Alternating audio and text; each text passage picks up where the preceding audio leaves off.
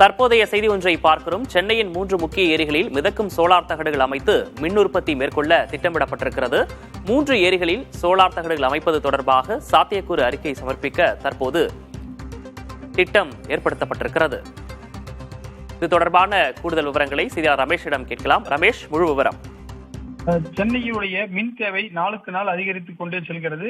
குறிப்பாக சென்னை மாநகருக்கு மட்டும் 4000 மெகாவாட் மின்சாரம் தேவைப்படக்கூடிய நிலையில் தற்போது இந்த நகராட்சி நிர்வாகத்துறை இந்த ஒரு முக்கியமான அறிவிப்பை வெளியிட்டிருக்கிறார்கள். பூண்டி, புழல், செம்பரம்பாக்கம் ஆகிய ஏரிகளில் மிதக்கும் சோலார் பேனல்களை அமைப்பது தொடர்பான விரிவான சாத்தியக்கூறு அறிக்கையை தயார் செய்ய உத்தரவிடப்பட்டிருக்கிறது. நகராட்சி மற்றும் நிர்வாகத்துறை சார்பாக இந்த ஏரிகள் பராமரிக்கப்பட்டு வருகின்றன. அதன் சார்பாக சென்னையுடைய மின் தேவையை கருத்தில் கொண்டு இந்த டிபிஆர் என்று சொல்லக்கூடிய டீடைல் ப்ராஜெக்ட் ரிப்போர்ட் செய்யப்பட்டிருக்கிறது. சென்னையுடைய முக்கிய 3 ஏரிகளில் மிதக்கும் சோலார் பேனல்கள் ஏற்கனவே வேற சில வெளிநாடுகள்ல இது போன்று இருக்கிறது.